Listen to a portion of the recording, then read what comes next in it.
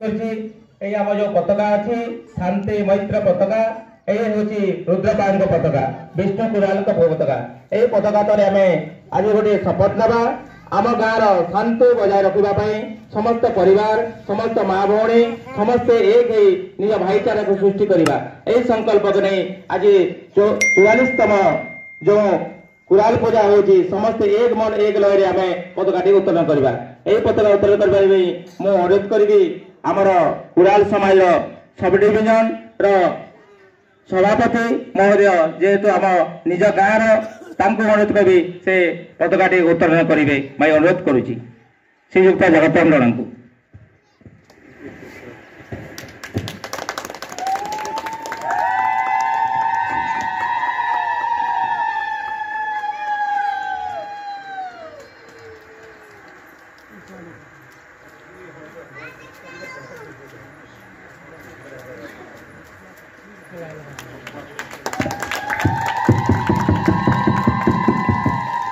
बहुत बहुत धन्यवाद।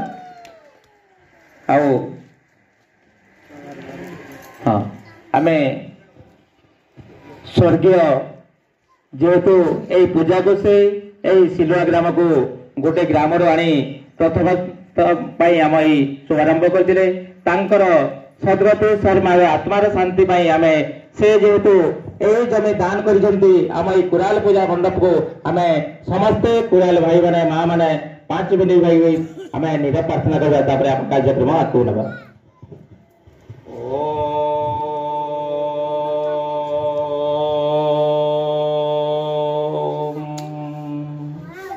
भूर्भुवः स्वः तस्य वितुर्वरेण्यं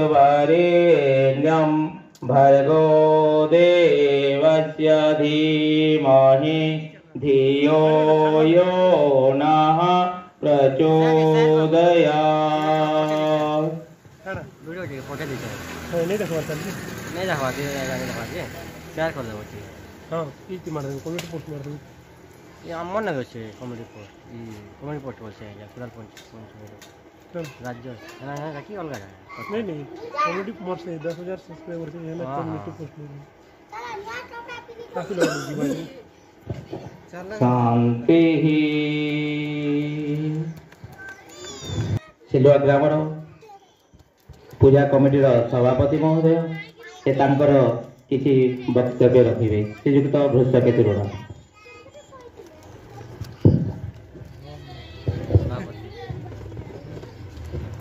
हेलो मोर सिलुआ ग्राम भाई मान को मोर बहुत गर्व एवं खुशी परंपरा पूजा चली आसुचे आगामी तक के पूजा चलवा बोली मोर खूब आशा विश्वास। धन्यवाद। अनुरोध करी युव संगठन युव महिमा प्रशिक्षण आमर छोट भाई श्रीयुक्त अरविंद राणा को अनुरोध करी से किसी दिवक्त समाज पाई किसी कह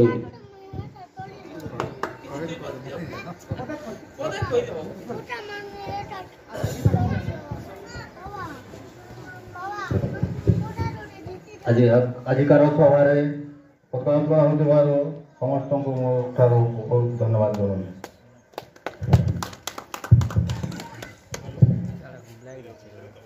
जड़े सभ्य कुराल समाज 44तम कुराल पूजा उपलक्षे सिलुआर समस्त माँ भौणी एवं मोर गुरुजन वृंद एवं समस्त कुराल पूजार सदस्य को समस्त को नमस्कार।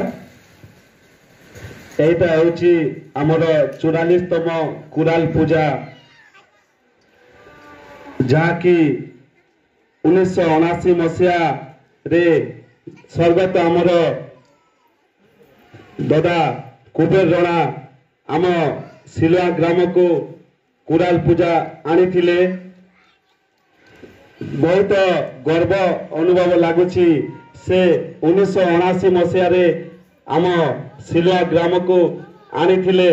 आज से पूजा 44तम अवसर रे पहुंची एवं तांकु अशेष अशेष धन्यवाद देवी से आमर निजर जाति गर्व अहंकार को से दूर करी जे बोली भाव आम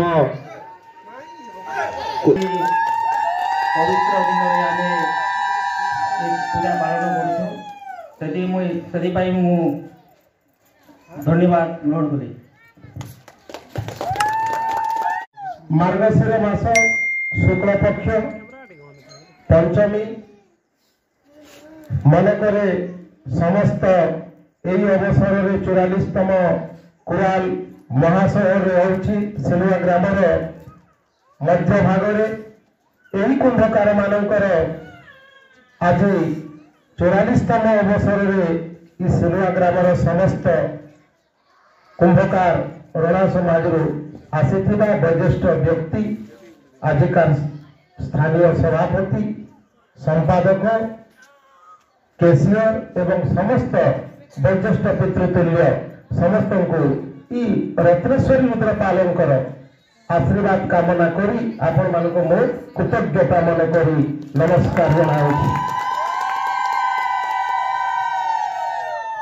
ଆଜି ପବିତ୍ର ତିଥି ପଞ୍ଚମୀ ତିଥି। ସେ ଆରା ଭିତରେ 4ଟା ବେଦ ଅଛି। 4ଟା ବେଦ କାରୁ ତିଆରି ହୁଏ? ବ୍ରହ୍ମା। 4ଟା ମୁଖ ତାଙ୍କର ଥାଏ। ସେ 4ଟି ବ୍ରହ୍ମାର ମୁଖର ଯୋଉ ପଦରେ ସେ 4ଟି ଆରା ହେଇଛି। ସେ 4ଟି ଆରାକୁ ନେଇକି ଆମର ପ୍ରଜାପତୟ ନମ ଯେକୌଣସି 36 ପାଟକର ନିମନ୍ତ୍ରଣ କାର୍ଯ୍ୟ କରାଯାଏ। ବିବାହ, ବ୍ରତ, ବରୁ ସେନେ ଲେଖାଯାଏ ପ୍ରଜାପତୟ ନମ। ତାପରେ କାର୍ଡର ନିମ୍ନମାନ ଲେଖାଯାଏ। ସେ 4 ବେଦର ସୃଷ୍ଟି ଏବଂ ସେ 4 ଆରାରେ ଆମର ଯେକୌଣସି ବିବାହ ବ୍ରତ ହୁଏ 4ଟି ରୁଖା ତିଆରି କରାଯାଏ। ସେ ରୁଖ, ଯଦୁର, ଅର୍ଥବ